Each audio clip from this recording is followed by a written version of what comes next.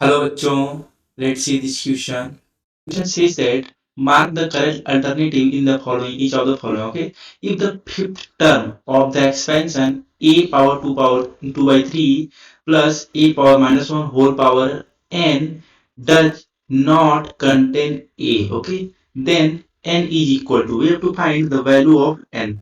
So let me discuss the key concept for this problem so that you can understand and solve this problem in a very better way. Okay, तो मैं यहाँ पे जो है की concept की बात कर रहा हूँ। तो अगर मैं की कॉन्सेप्ट की बात करूँ तो देखिए, अगर मैं आपसे बोलूँ हमारे पास एक ये दी हुई है एक्सपेंशन और यहाँ पे हमारे पास है a plus B power n, ये दिया हुआ, ठीक है।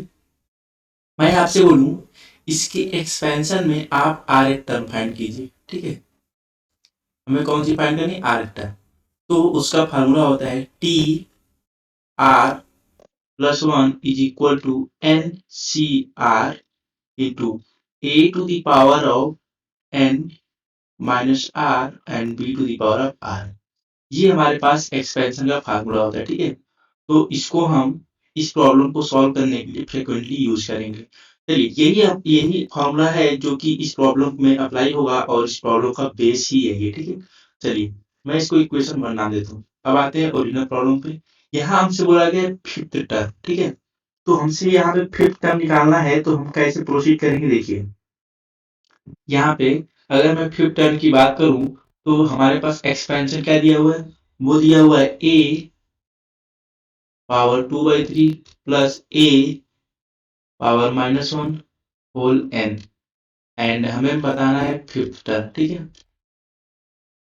तो फिफ्थ टर्म अगर हमारे बताना है, यहाँ पे मैं क्या लिखूंगा, T R plus 1 that will be equal to fifth term, ठीक है। तो अगर मैं ऐसे लिखूं T5 हमें निकालना है, तो क्या होगा एन सी आर। यहाँ पे आप देख रहे हैं ये क्या है, ये टर्म 5 की जगह वो आर प्लस 1 होता है इक्वेशन 1 से। तो आर प्लस 1 इक्वल टू 5, इसका मतलब आर हमें कितना होगा, 4, ठीक है।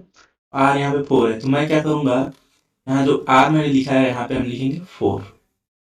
अब देखिए a to the power of N minus r, a क्या है हमारे पास, ए पावर 2/3 है, 2/3 whole power n minus r that is n minus 4 into b. B हमारे पास क्या है, ए पावर माइनस 1 और उसकी पावर आर, आर क्या है 4।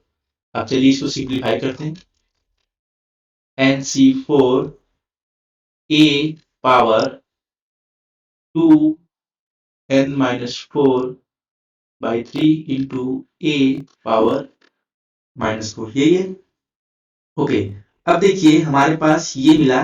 तो यहाँ पे मैं क्या करने वाला हूँ, मैं इसको यहाँ पे अगर ऐसे बोलूँ ये ए है, देखिए अगर आपके पास दिया हो ए स्क्वायर इंटू ए क्यूब, तो हम क्या करते हैं ए और यहाँ पे करते हैं 2+3 कर देते हैं, ठीक है। पावर ऐड हो जाती है यहाँ पे ऐसे। तो इस प्रॉब्लम में भी मैं यही करने वाला हूँ।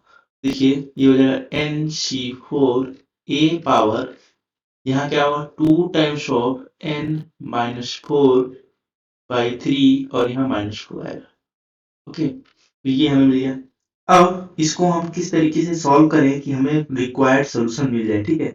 तो हमें रिक्वायर्ड सॉल्यूशन चाहिए क्या है, यहाँ पे हम देखते हैं, ठीक है। तो रिक्वायर्ड सॉल्यूशन देखते हैं। यहाँ हमसे क्या बोला गया है कि जो फिफ्थ टर्म है वो ए को कंटेन नहीं होना चाहिए। इसका मतलब ए को अगर कंटेन नहीं करना है तो ये जो ए की पावर है ये 0 हो जाए। तो अगर 0 हो जाएगा तो ए पावर 0 1 हो जाएगा, तो केवल NC4 बचेगा। दैट मीन्स वो जो है, वो जो फिफ्थ टर्म है वो ए को कंटेन नहीं करेगा, ओनली यहाँ पे इंटीजर कंटेन करेगा। चलिए अगर ऐसी बात है तो हम देखते हैं। तो इसको मैं क्या करने जा रहा हूँ, इस वाले टर्म को 0 पुट कर दूंगा। तो मैं क्या कर दूंगा, यहाँ देखिए 2 times of n minus 4/3, okay, -4 equal to 0। तो यहाँ क्या हो जाएगा 2 times of n minus 4 minus 12 equal to 0। 2n minus 8 minus 12 equal to 0। 2n is equal to 20, n की वैल्यू हमें 10 मिली, ओके। तो ये हमारा फाइनल सोल्यूशन होगा इस प्रॉब्लम के लिए। तो चलिए ऑप्शन चेक करते हैं। ऑप्शन हमारे पास दिया हुआ है C, that is represented 10। So C is our final correct answer. So I hope you understood it well. Best of luck.